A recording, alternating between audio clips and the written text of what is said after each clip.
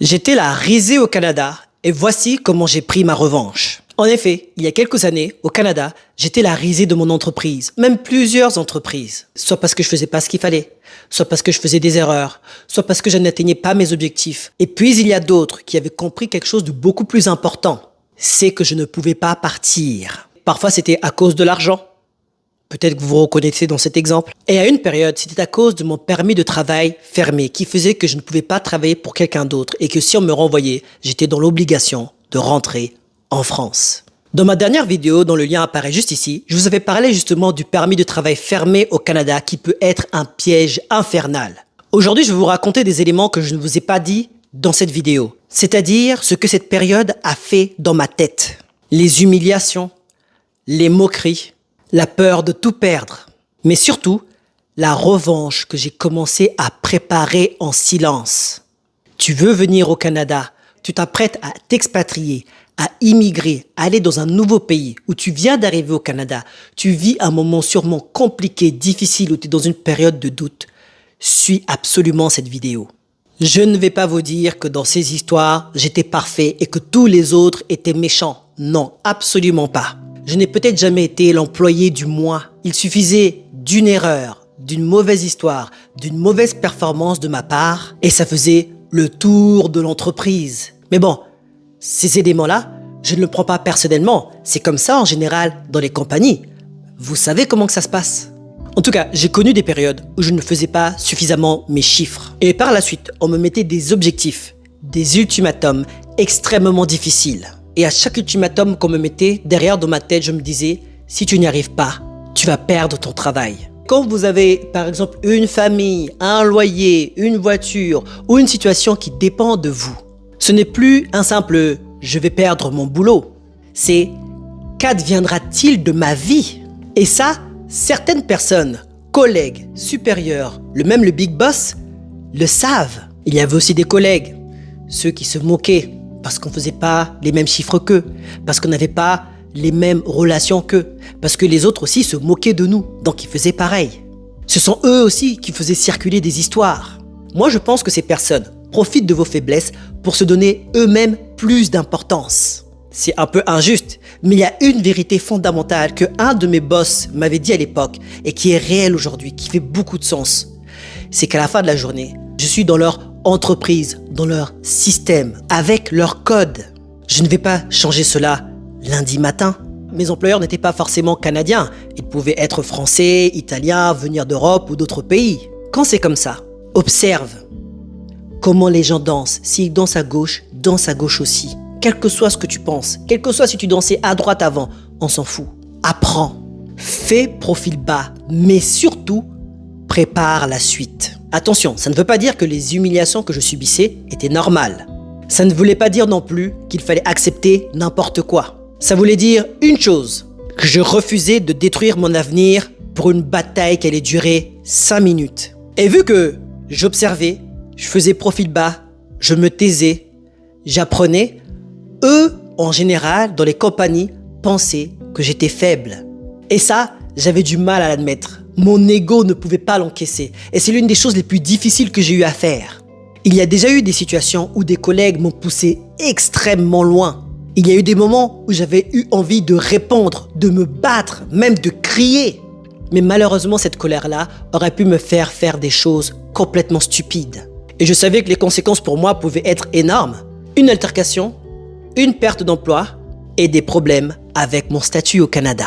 C'est potentiellement toute ma vie au Canada qui se serait compliquée. Alors parfois, je faisais des choses qui faisaient terriblement de mal à mon ego. Je les laissais penser qu'ils avaient gagné sur moi. J'ai même parfois accepté de calmer des situations, même si intérieurement, j'estimais ne pas avoir tous les torts qu'on me mettait sur le dos. Et là, je voyais dans leur regard et dans leur attitude, beaucoup de personnes, collègues, supérieurs, les boss, tout le monde devait se dire à ce moment-là, mais il est faible. Regardez, il a peur. Ha ha ha, il ne répond jamais, mais on peut faire ce qu'on veut de lui. Et vous savez quoi? Dans le fond, à cette époque-là, ça m'arrangeait presque qu'il pense ça.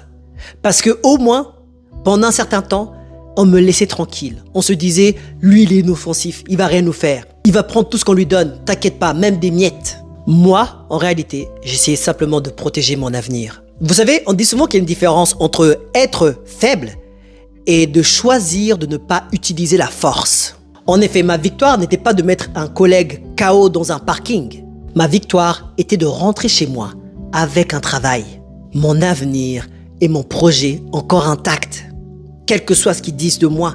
Parfois, laisser croire quelqu'un qu'il a gagné une bataille vous permet de continuer à préparer la guerre contre votre propre situation.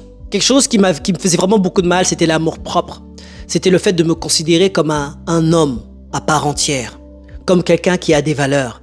Quand je rentrais, je n'étais que l'ombre de moi-même. Je n'arrivais même pas à apprécier des simples balades, la beauté du Canada, prendre un verre entre amis. Je sentais que je ne le méritais pas et j'avais pris ce syndrome de l'imposteur. Quand j'arrivais même au travail, je n'étais même pas moi-même. Je n'arrivais même pas à avoir des vraies rigolades ou quoi parce que je sentais cette tension, je sentais la moquerie. Et même quand il n'y avait rien, j'étais toujours sur mes gardes. Et c'est là que j'ai eu un rêve secret. J'ai commencé à me dire dans ma tête, Julio, imagine ceux qui se moquent de toi parce que tu ne fais pas assez de chiffres. Imagine ceux qui se moquent de toi parce que tu es la risée de la compagnie. Imagine ceux qui te prennent de haut parce qu'ils te voient comme un faible. Imagine si demain tu es millionnaire. Imagine un peu l'histoire. Imagine que tu n'aies plus besoin de ce travail. Imagine que tu n'aies plus peur qu'on te renvoie. Imagine que le rapport de force soit totalement inversé. Et là, je me suis dit, tu sais quoi? Je ne rêve même plus de faire mes objectifs. Je ne rêve même plus d'être l'employé du mois. Je ne rêve même plus d'être responsable d'équipe, chef d'équipe, le bras droit du boss. Je ne rêve même plus de ça. Je rêvais de construire quelque chose qui m'appartiendrait. Je voulais être capable de regarder chacun de ces boss que j'ai eus dans les yeux et de dire « Ce que tu as construit, c'est bien, mais moi aussi, je suis capable de construire quelque chose. » Et c'est là que j'ai commencé à apprendre. Commencer à lire des livres sur l'investissement, le mindset, le développement personnel. J'ai regardé des vidéos sur YouTube bien faites, comme celle-ci, Julio Kimfoko Immobilier. N'hésitez pas à vous abonner si ce n'est pas encore fait. Je regardais des gens qui réussissaient et je me disais, qu'est-ce qu'ils ont compris que je n'ai pas compris? Les boss que j'ai eus, ils n'étaient pas forcément beaucoup plus intelligents que moi. Je ne suis pas là pour les critiquer, mais quand vous regardez vos boss en général, est-ce qu'ils ont vraiment quelque chose d'extraordinaire qui vous est inaccessible? Des fois même, les boss que vous avez, vous travaillez même des fois beaucoup plus dur qu'eux. Et pendant que certains étaient toujours concentrés à regarder leurs chiffres du mois et regarder mes chiffres faibles, moi je regardais mes futurs chiffres sur les 10 prochaines années. Donc, pendant qu'ils riaient, moi, je construisais. Petit à petit, doucement mais sûrement, j'ai acheté mon premier appartement dans lequel je vivais. Ensuite, même pas quelques temps après, j'ai réussi à acheter un bloc de 6 appartements. Juste après cela, j'ai réussi à acheter encore 2 blocs qui ont encore totalisé 6 appartements. Juste après, j'ai acheté encore un autre bloc de 4 appartements jusqu'à ce que je suis parti au Mexique. Acheter encore 2 appartements en pré-construction. Playa del Carmen, 5 minutes de la plage. J'ai appris à financer, refinancer. J'ai même créé une compagnie. J'embauche des employés. Et je ne raconte pas ça pour dire « Regardez comment je suis extraordinaire ». Non, non, non. C'est parce que je sais exactement d'où je viens. Je raconte aussi cela pourquoi?